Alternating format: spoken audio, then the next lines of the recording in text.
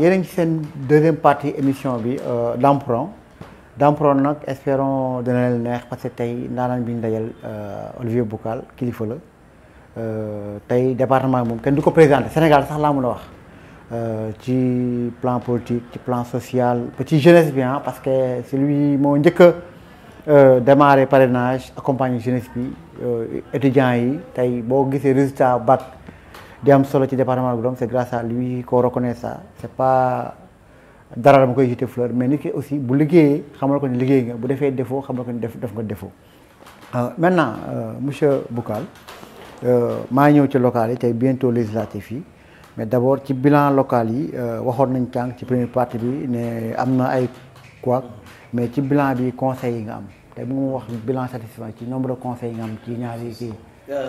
Bilan bi c'est assez satisfaisant xam nga mën na woon sax ñu ñoo présenté 7 candidats. ci 7 candidats yooyu ñaar jàll nañu 5 yi jàll nañu. comme man mii ak Goudomp mu jëwul baax mais boo seetee les résultats de façon globale c'est assez honorable xam nga dem élection nga perte am na yeneen am na niveau boo xam boo si tulluwee sax da ngay xam ni fii de am naa si dara ñun dem nañu ba dépassé cap 1000 voix je crois que mun nañu ne baax na parce que am nañu 7 conseillers. conseil départemental conseil non à Goudomp par exemple. Goudomp booy fi ma dem. waaw comme c'est la même chose ak Achille. bi dem à Simbandi il est sorti aussi deuxième.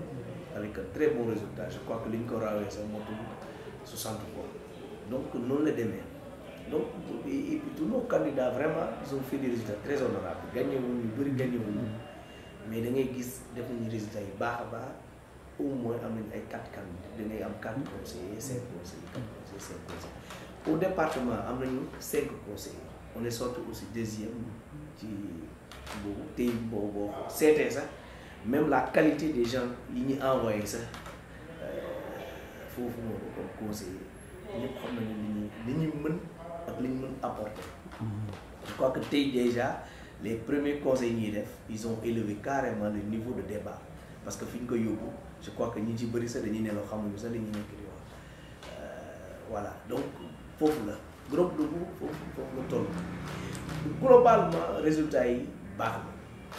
mënoo nekk mouvement nga nekk pour une première participation devant des partis classiques yi fi nekk yàgg a dem élection nga damme leen pion nga doot leen wàllu avec le PDS gagné nañ ko Yewwi mu ngi fa avec toute une grande coalition comme telle ñu dem mouvement tout seul sans aucune coalition nga dem ba am yenn résultats yi alors que ci cette commune nga nekk je crois que il faut nga gumba pour nga même ki gagné sax xam na ni suñu nekkoon tamit dans 10 communes seulement naa ko gagné te yemuñu si loolu sax xam nga y a beaucoup d'anomalies mais yooyu c'est fait exprès dama on a ne la commission de recensement bi mu réunir dafa réunir si dimanche jour vote bi guddi ils n'ont informé personne ñu nekk di réunir ñun yëguñu ko le lendemain comme xam nañu très bien que ñii c'est la première fois ñu dem élection am na yu bëri duñ ko comprendre ñu profité ci le lendemain lundi matin ñu jóg dem préfecture di laajte fan la commission bi di réunir bëgg nañu parce que am nañ droit. woo nga ma laaj sax information yi effectivement woo nga ma ci ma appelé. woo naa la jaar naa aussi préfecture ñu ne ñu non du ñu réunir léegi 15 la ñu réunir te fekk ñu ngi continuer liggéey. waaw commencé nañ ko ba pare déplacé wu nekku ñoom préfecture dem toog foyer des femmes. foyer des femmes lañ ñëwoon di continuer def seen liggéey ñu dem ba 15 heures ma ñëwaat ñu ne ma ba tey commencé wu ñu affaire bi commencé ma jaaxal ma ne mais c'est pas possible munoo jóge ci élection commission du réunir mais au moins ne sais même mun naa tardé y a pas de problème ñu ne c'est ma faute d'accord naa mais di la jéem a tuur lëndëm naan préfet mu ngi nelaw jógagul après lañ koy def ñu ko ne 15h30 après laa yéeg ni par un autre canal boo xamante ne qui n'était pas un canal officiel que gars yi foyer des femmes lañu nekk ñu dem fa fekk presque pare nañ liggéey bi parce que pare nañ liggéey bi ñu ne la daanu ngeen d'accord nous on n'est pas des pouvoiristes man ne y a pas de problème. mais ci information am na PV bu génnul de. maa ngi ñëw mais ñun comme ñu nekk ñu woon ci communes yi yëpp dans les 7 communes yi nekkoon guddi googu la ñu am PV yëpp mais ci yeneen communes yi ñun dañoo dem négocier avec des ak ay yeneen candidats yoo xamante ni ñu ngi ci ay listes yi présenter un candidat au niveau du département signer un accord avec eux pour ñu jàppale ñu le département te ñoo ñu war a jox PV yi après on a commencé à collecter les PV mais biñ koy collecter dañu dem ba gis ni mais gars yi dañuy damay dégg tout le temps télé non Sénégal kenn mënul sàcc élection mais Goudomp sàcc nañu élection mais moi j'ai dit que man je ne suis pas un mauvais perdant dama ko def mais Goudomp sàcc nañu élection gis nga biir Goudomp am na ñaari bureau yoo xam ne ce n'était pas comptabilisé oui pour le département. Pour le département. Pour totaliser ñaari bureau yooyu. Ça fait 400 voix. Ok. Donc voix yi ñuy attribué à Goudomp ak vote réel. Ils ne nous ont pas attribué ces voix-là. te bëgg nañu respecter le principe suffrage valablement exprimé. saa yi ñu wàññee sama voix dañ koy jël li ci des dugal ko si benn kaw. ñaari bureau yi nekk Senghor kenn comptabilisé wu ko ñaari bureau yi ñu comptabilisé wul à Goudomp c'est à école ok ñaari bureau yëpp yi nekk Senghor ñaari bureau yi nekk Senghor kenn comptabilisé wu ko on a juste comptabilisé les PV yi nekk Kawu Kanema ak Mangakuna ak Pondolos bi ma ko calculer bu Kawu ça fait 106 voix ok et puis ils sont débrouillés pour dire à Kawu dañoo tolloo ay voix ak Benno et ainsi de suite ba fële donc dañoo gis ni ay njaaxum yi extraordinaire moo fa amoon. mais monsieur Olivier Boucal. mais man du ma ko gisee. waaw balaa may rassembler PV yi. on était le 1 jeudi.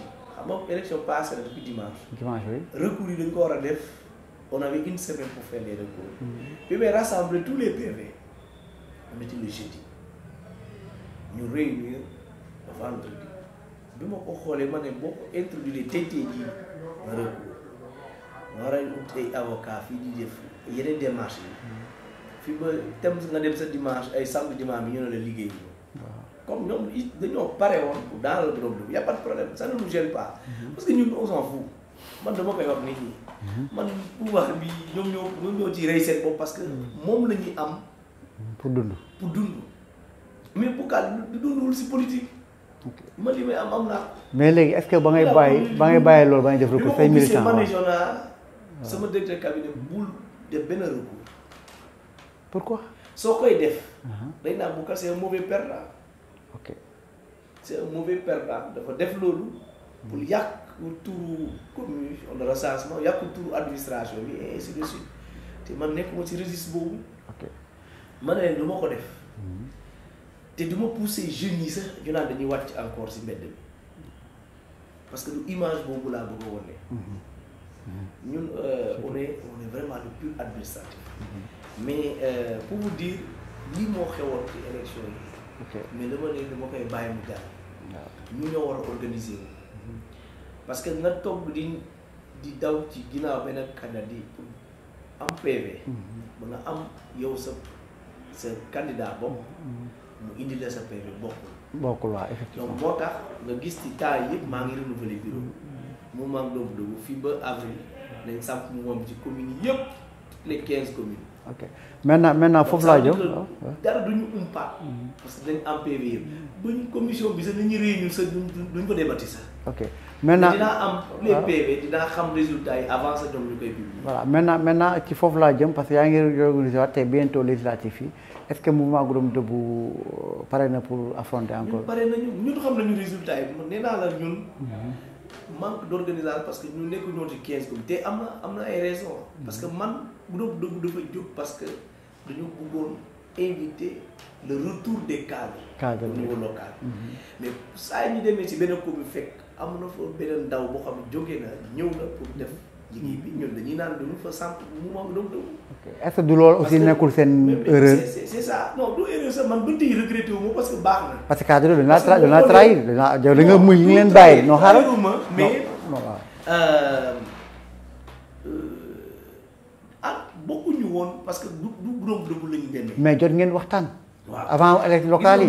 même à côté. ñun am nañ Siaka Mané bi fa dem. waaw boo xamante ni suñu nit bu baax a baax la. jiwaanaa ñu liggéey boo xamante ni extraordinaire.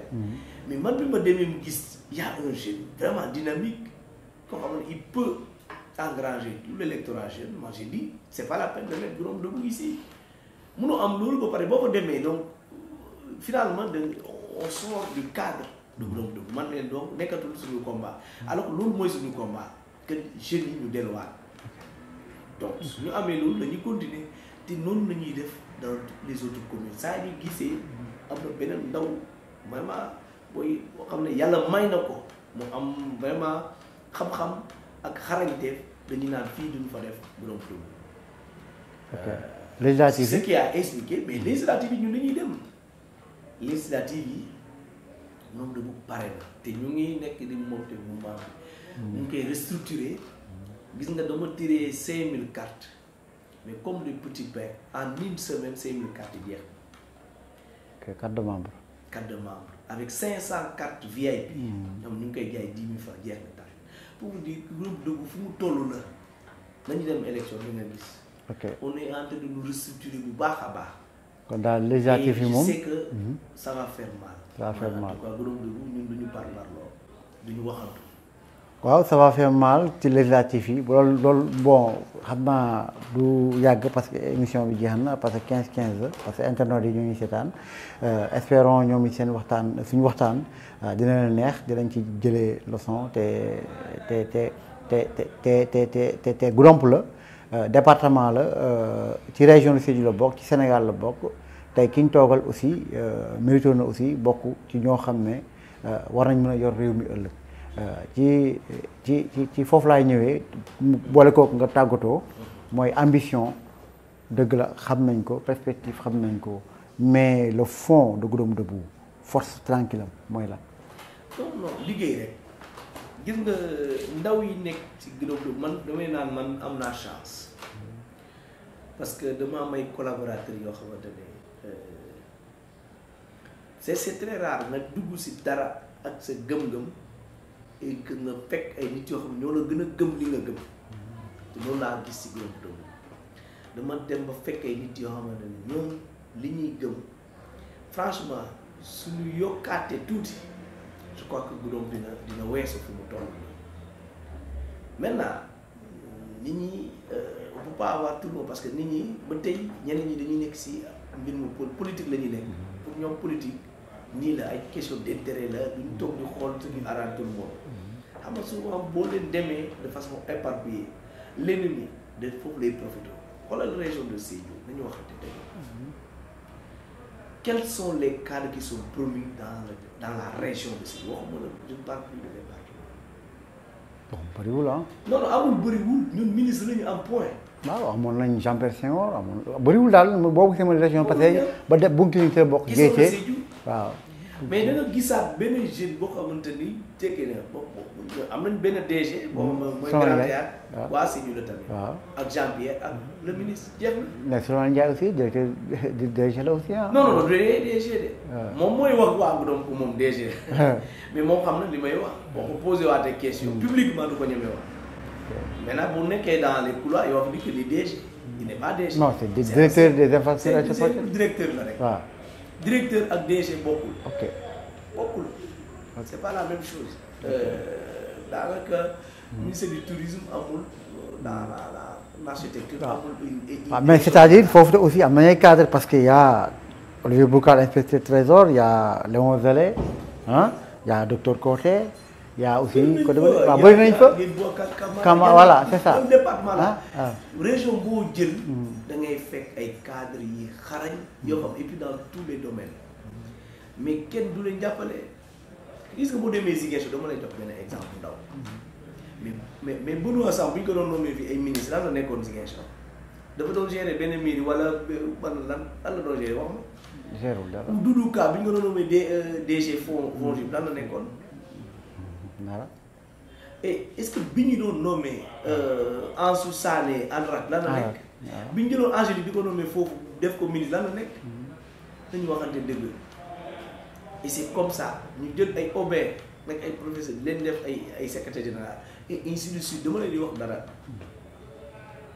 Obin Sagna ay Badji bi nekkoon candidat moom il est ministre conseiller région de Sédhiou ay Ziguinchor boo ko jëlee mais fii mën naa la lister fii ba 20 et quelques ay cadres yi ñuy promouvoir ñi nekk si ay postes yu mag waxuma la ay directeurs yi ñuy def nii de daal directeur la directeur des infrastructures directeur la rek duñu ay DGA ñu aucune autonomie financière xam naa du ñu am jot ma dugg si yeneen yi war nañu comment l'organigramme li ñuy expliquer leen si organigramme yi mais li ngeen war a xam daal ñooñu yëpp kenn mënu ci amul benn autonomie même amul possibilité recruter ça même un chauffeur mënu ko parce que fi ñu toll la mais boo demee feneen ñoom ñëpp ay directeur CROUS gis nañ ko directeur CROUS daal la nekk dem na sa candidature ba ñu dóor ko ñooñu yëpp c'est des cadres qu'on a promus dans la région c'est bien je dis pas que c'est mauvais ah. kon Sédhiou daal moo def doo gis beneen ndaw alors que cadre yaa ngi fa impact yaa ngi cité les cadres du département de waxu sa demagoo si côté Sédhiou. demagoo Bounkiling. Bounkiling sax y a tellement de cadres. mais dañ leen di nàcc di leen di xeex. léegi lan mooy kan mooy problème kooku c'était à photo gi. en tout cas daal xam naa ni daal ñun bëggante wuñu. ok bëggante wuñu te bëgguñu. parce que on ne peut pas développer cette région là parce que chaque fois nii lay demee bu dañuy fekkee ba nommé suñu. kenn rek maire Sédhiou def ko ministre. pare nañ ci région de Sédhiou nañ dem feneen. waaye bu ñu demee feneen ñu jël fa promouvoir dama la jël région bi ñu jékkee moo jëlal n'importe quelle région da ngay fekk dans une région ñu jox wax la ay 20 DG. mais loolu pourquoi loolu est-ce que du woon ngeen toog. parce que ñun cadre ngeen concerté wu xamuñu li ñu bëgg. kon est-ce que ñun victime bi ñu nekk c'est pas. dañuy xeex Boucal jóg na ñuy ne non Boucal moo gënuñu mel ni affaire de naissance la. ok c'est pas ça mais boobu nit ñi il faut qu'à un moment donné que ñu xam li ñuy bëgg. ak ñu nekk di xeex bu ñu gisee lii ñun ñëpp ñoo ci am benn vision ñu ñëw man ko nekk benn xeex ko ba am ko bu ñu bëggee ñu xeex entre ñun ci suuf mais pour des questions yoo xamante ne d'intérêt général ñu mu concerne département dañu war a di am toujours mais malheureusement eggaguñu ci niveau boobu ku nekk day xëcc boo xam da ngay xam ne sax yow amoo loolu finalement dañuy éparpiller nos forces et on gagne rien boobu mën na développer dara boo ko xoolee sa suuf yu wax sa da ngay xam ne kii sa vision ne dépasse pas son nez. Il ne peut rien faire. Beaucoup de développer dara. Souleymane Talulwa Souleymane il a son agenda propre qui est un agenda peut-être national. Et moom xam na ni que ay Sonko yi ñu taluñu ko sax parce que toi tu n'arrives même pas à gagner grand bëgg naan da ngay nañante ak ay Sonko da ngay sonal nga bopp. am nga yooyu moom. voilà waaw loolu moom dëgg la aussi mais monsieur Boucal maintenant yaakaar naa ñoo ngi ci termination tàggatool. merci maa ngi lay gërëm di gërëm aussi population bi parce que gis naa seen taxawaay ci groupe Debout man awma lu may wax population yi damay naan nit ñi gañoo ma mais je suis très très satisfait man su may dem di dox groupe sax damay siggi di xool nit ñi keroog bu may dem dama yónni woon sama chauffeur quelque part dew ma oto mais bi ma eggee dama ne na bàyyi leen ma may dox si biir guddoom nga xool quoi may dox parce que dama gis ni population yi egg nañ ci déjà beneen niveau de maturité boo xam ne man dama ci kontaan te xam naa ne yàlla baax na li ci kanam rawali ba maa ngi leen di gërëm di leen gërëm aussi di remercier vraiment di encourager tout le projet Ibara TV vraiment li ngeen di def dans le département pour le Sénégal ci wàllum communication vraiment doy na. voilà mbokk yi fii lañu yem ak yéen ak monsieur Olivier Boucal xam naa beneen yoon dinañu waxtaanaat ci lu bëri yaakaar nañ ni aussi ci waxtaan bi jël ngeen ci leçon jël ngeen ci lu bëri xam-xam Olivier Boucal inspecteur trésor président mouvement Groupe Debout ci seen émission Dampourang seen frère Ibara TV Ibrahima Biaye moo nekkoon di ko présenté je vous remercie monsieur kontaan naa. merci kontaan naa.